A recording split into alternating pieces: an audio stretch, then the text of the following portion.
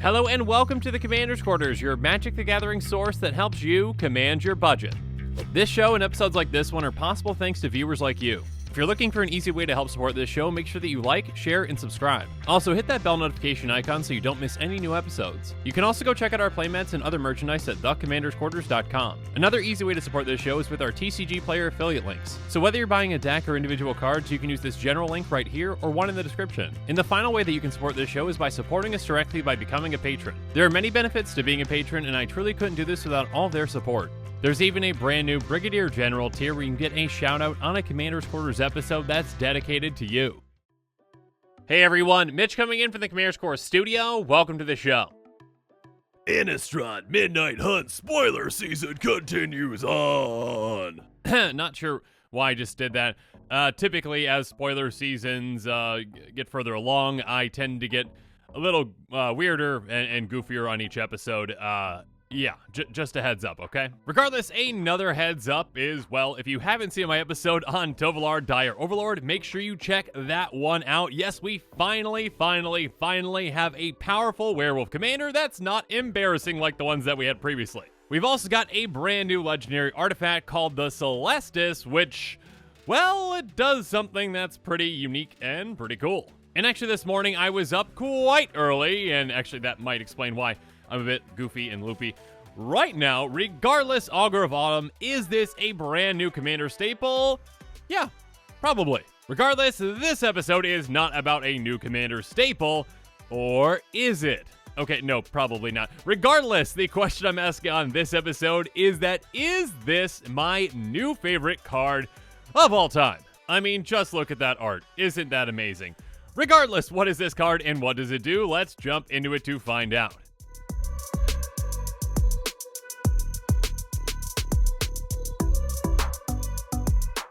And the card that very well might be my new favorite card of all time is Croaking Counterpart. Now, you might have actually already seen this spoiler from over the weekend, but I wasn't working over the weekend because, come on, even I need a few days off, alright? Regardless, I am working today, obviously because I'm recording this right now, so Croaking Counterpart is the card that I'm going to be talking about because I absolutely love basically everything about this card. Croaking Counterpart is a sorcery for 1 green blue, and it's a strange one, so here we go. Create a token that's a copy of target non-frog creature, except it's a 1/1 green frog. And it's got flashback for 3 green blue.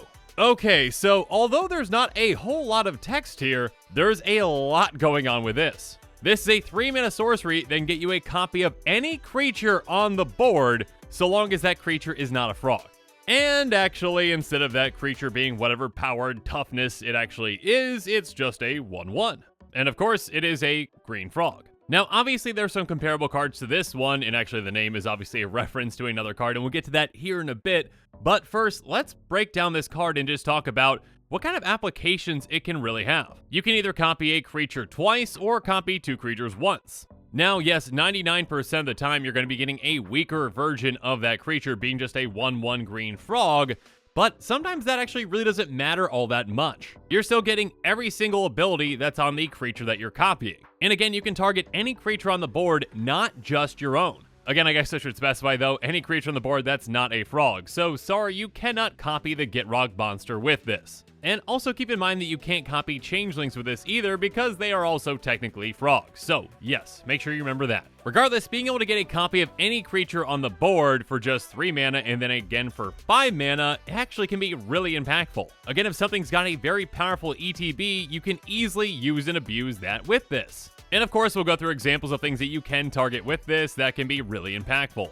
So yeah, I really like this card, and I'm actually really hoping that it's going to be budget friendly because I actually have a couple of decks in mind already that could really utilize this card. Regardless though, let's move on and talk about those comparable cards that I was mentioning before.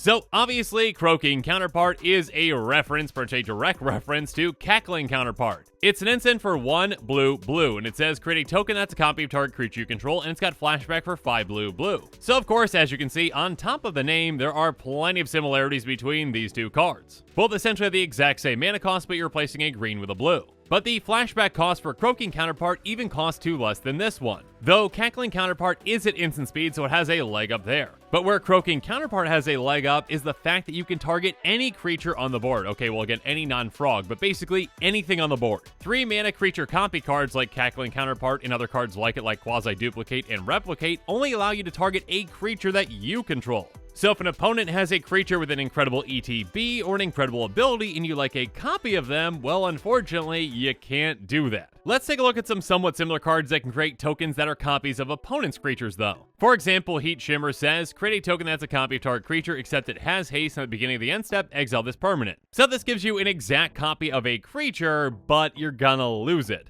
And then Theoretical Duplication is an instant that says, whenever a non-token creature enters the battlefield under an opponent's control this turn, create a token that's a copy of that creature. So this one is much more limited in that, again, you have to basically wait for them to play a creature that you want and then use this. So again, at 3 mana, Croaking Counterpart can give you a lot of value and be really effective in the right situation and in the right deck. Now, obviously, if we bump up to 4 mana, something like Red Replication exists where you can create a token that's a copy of target creature, and on top of that, obviously, if this was kicked, you get 5 tokens instead, which is absurd. But again, yeah, just assuming that you're casting this to get 1 token, it's going to cost you 4. Keep in mind, though, that obviously this is an exact token copy, so you're getting the power and toughness too, and it's not a frog. Unless it actually is a frog, then you're getting it, okay? Regardless, again, Croaking Counterpart can provide you a lot of value, again, especially in certain decks, and let's get to some cards that can really interact well with it.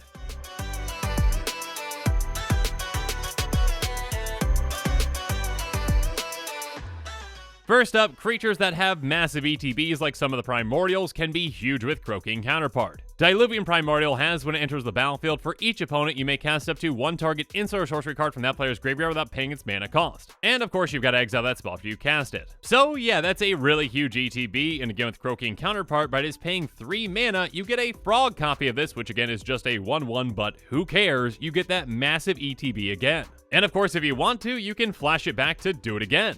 And yeah, an extra 3 or an extra 6 free cards cast, that's a lot of value. And speaking of a lot of value, Molten Primordial has, when it enters the battlefield, for each opponent gaining control of up to 1 target creature that player controls until end of turn, untap those creatures that gain haste till end of turn. This is essentially a triple threaten effect, and yeah, getting a frog copy of it is going to give you 3 more creatures, and flashing it back again is basically going to get you everyone's armies. Okay, well not maybe their entire army, but their best creatures temporarily, which is fantastic. Or you can get creatures permanently with Sepulchral Primordial. It has, when it enters the battlefield, for each opponent you may put up to 1 target creature card from that player's graveyard onto the battlefield under your control. So yeah, getting frog token versions of this can be game ending. And speaking of game ending and stealing things, let's talk about Agent of Treachery. Your opponents really won't like when you get frog copies of this, because when it enters the battlefield, you gain control of target permanent at the beginning of your end step. If you control 3 or more permanents you don't own, draw 3 cards. So getting 2 frog versions of this not only steals you some permanents, but also helps you draw a lot of cards. Or how about a frog version of Enray's Forerunners? It has Vigilance, Trample, and Haste, and when it enters the battlefield, other creatures you control get +2/+2 and gain Vigilance and Trample until end of turn.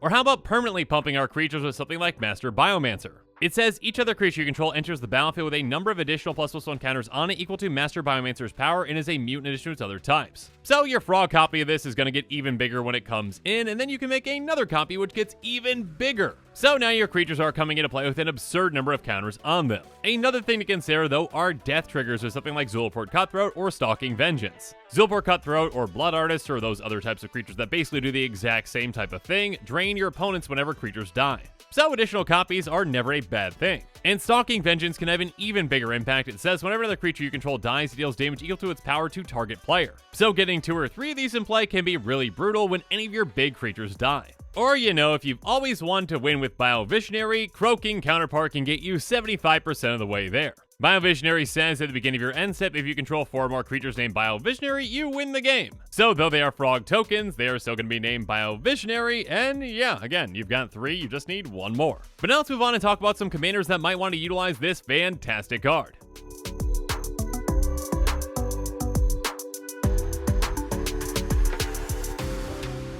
First up, Adrix and Nev Twincasters are all about tokens and making more tokens, so yeah, Croaking Counterpart can fit right in. It says if 1 or more tokens be created under your control, twice that many of those tokens are created instead. So make more frog copies of more things and get more ETBs. Or LTBs.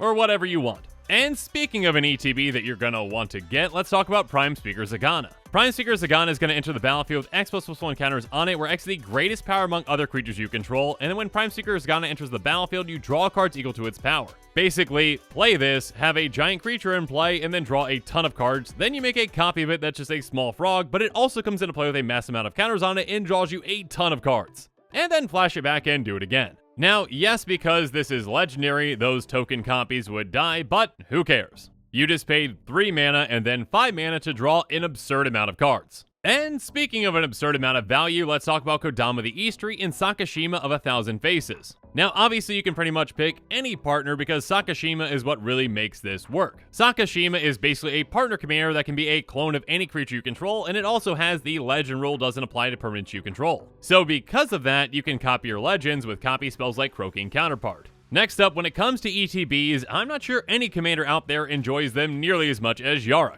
Yarok the S created says if a permanent entering the battlefield causes a triggered ability of a permanent you control to trigger, that ability triggers an additional time. So have fun doubling up your frog token ETBs. And finally, of course, a commander like Rolesk Apex Hybrid could utilize this as well. It has when it enters the battlefield, put 2++1 counters on another target creature you control, and when it dies, proliferate, then proliferate again. Many decks built around this commander are looking to make copies of Rolesk, which yes, go away because of the legend rule, but when they die, you proliferate, then proliferate again. So yeah, with Croaking Counterpart, you can make copies of this and proliferate a lot.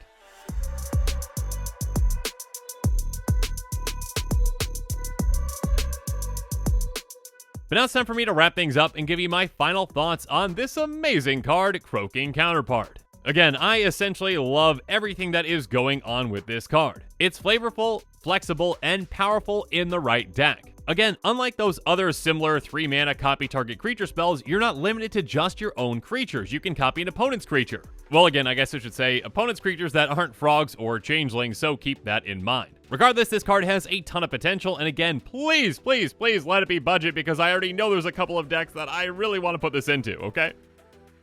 And with that, this show is coming to a close, so it's my turn to hear from you. So in the comments below, let me know what your thoughts on this episode are, and as always, thanks again and have a good one.